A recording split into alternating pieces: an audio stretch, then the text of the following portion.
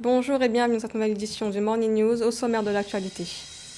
La campagne de vaccination s'intensifie au Maroc. Des vaccinodromes ont été mis en place devant les lycées afin d'encourager la vaccination des lycéens de 12 à 17 ans. Au Kenya, 11 millions de dollars, c'est la somme que le gouvernement devrait allouer pour l'irrigation des terres agricoles dans le comté de Nyeri, une somme qui permettra d'améliorer la sécurité alimentaire dans la zone affectée par la sécheresse. Et puis en Somalie, un système numérique a été mis en place pour améliorer la protection des enfants vulnérables, un moyen de lutter contre les fléaux auxquels ils sont exposés. Mais d'abord, au Tchad, l'opposition conteste la version actuelle du projet de dialogue national inclusif. Le groupe de réflexion et action pour l'appel du 1er juin, ainsi que la coalition Wakit Tama ont signé ce 31 août une déclaration commune pour exiger une transition inclusive. Ces deux structures de l'opposition s'unissent contre la décision du gouvernement de mettre en place un comité pour organiser le dialogue national inclusif. Elles appellent à une conférence nationale inclusive et souveraine qui garantirait la participation équilibrée de toutes les forces vives du pays. Au Maroc, 419 vaccinodromes ont été mis en place devant les lycées, une mesure qui vise à inciter à la vaccination des 12-17 ans dans le pays. Cette campagne de vaccination devrait permettre au Royaume de couvrir une population de plus de 2 millions d'élèves. Marie-Raphaël Antolo. Au Maroc, les autorités annoncent la mise sur pied de 419 vaccinodromes dans les lycées du Royaume. L'objectif ici est d'éviter toute propagation du virus dans les établissements scolaires du pays. Ces vaccinodromes vont par ailleurs permettre d'assurer une vaccination volontaire des 12 et 17 ans dans le pays afin de lancer la session scolaire 2021-2022 dans des conditions sanitaires idéales selon les autorités. Il faut dire que le vaccinodrome est un grand espace transformé qui permet la vaccination massive de la population. En bref, ce sont des méga-centres de vaccination temporaires. La grande caractéristique de cette stratégie de riposte réside sur l'augmentation de la couverture vaccinale en un délai très court. En effet, avec 419 méga-centres de vaccination annoncés dans les lycées, le Maroc sera à mesure d'administrer le vaccin à un très grand nombre d'élèves. La méthode adoptée vise à réduire de façon drastique la circulation du virus au sein des lycées marocains. Cette action limitera également la morbidité au sein de la classe d'âge scolaire. Pour atteindre l'objectif de cette campagne, qui est de couvrir une population cible de 2,98 millions d'élèves de l'enseignement public, privé et des missions étrangères, les vaccins Pfizer et Sinopharm ont été mis à disposition par les autorités sanitaires. Toutefois, d'autres mesures sont annoncées pour bientôt afin d'assurer le succès de cette opération qui a débuté dans le pays le 30 août 2021. L'apparition des variants dans l'épidémiologie à Covid-19 doit amener tous les gouvernements du monde, notamment ceux des pays africains qui ont des moyens limités, à anticiper sur une nouvelle vague de la maladie.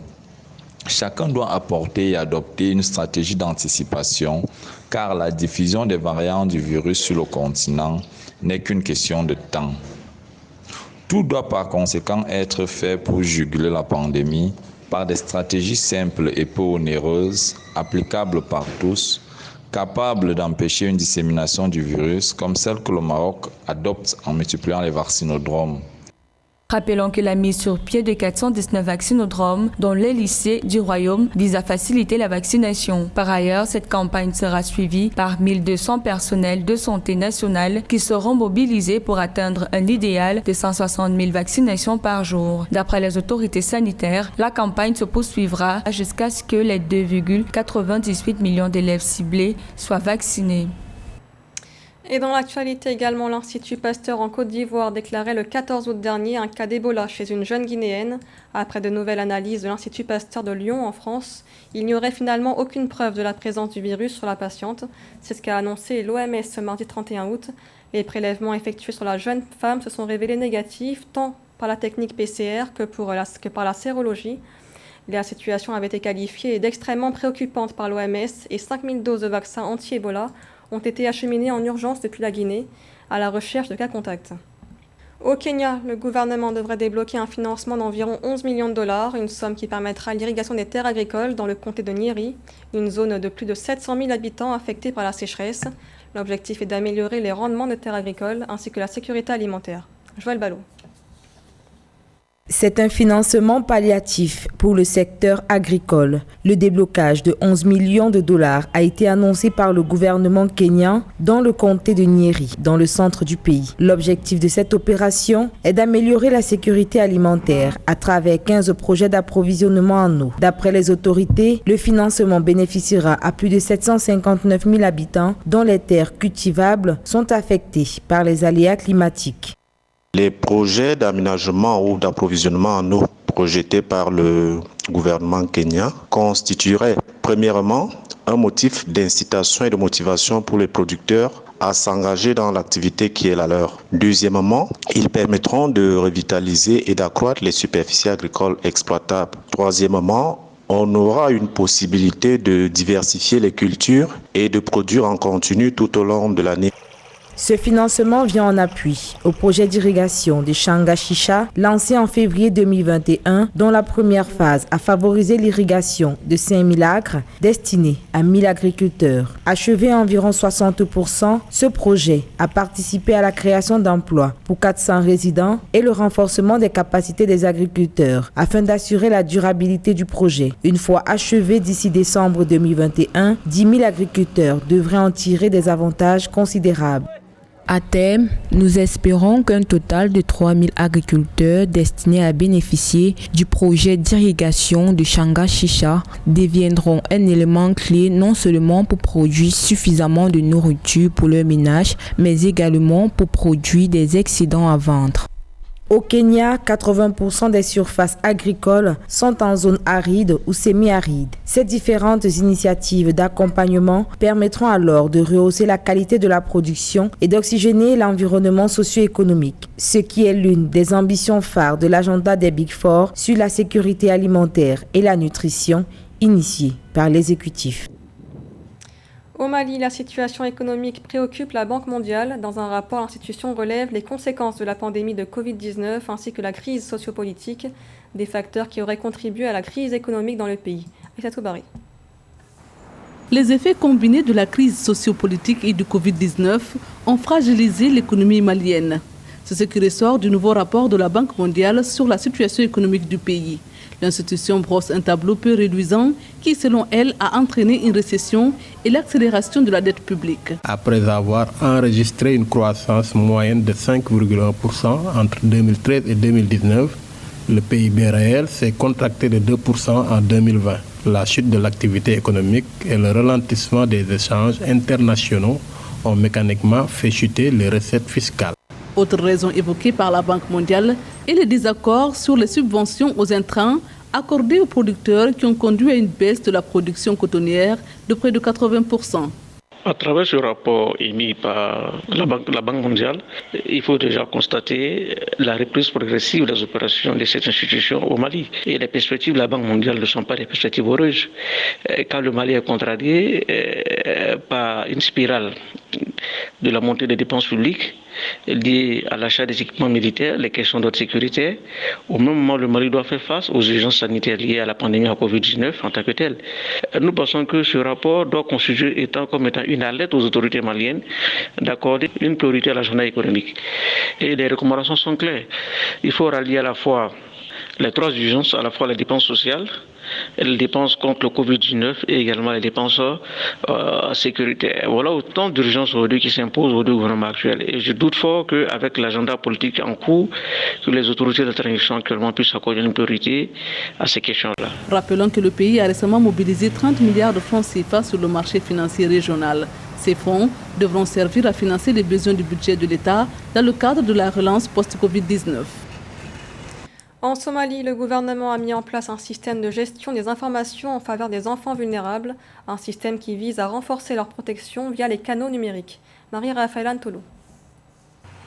En Somalie, le ministère fédéral de la Femme et du Développement des droits humains, en partenariat avec le Fonds des Nations Unies pour l'enfance, a lancé le 30 août 2021 un système de gestion des informations sur la protection de l'enfance en ligne. En abrégé CPIMS+, cette mesure vise à améliorer la protection des enfants les plus vulnérables en Somalie. Concernant les nouvelles mesures que le gouvernement a prises, il faut les saluer. Quand on sait que la mortalité infantile est un des plus élevés au monde, avec un enfant sur 7 meurt avant son 5e anniversaire, une femme sur 12 meurt durant sa grossesse. En 2015, plus de 2000 violations très graves des droits de l'enfant ont été notées. Donc, en rapport avec l'UNICEF, le gouvernement a donné l'information à travers les ministères de la femme comme quoi le système de protection des enfants va être renforcé.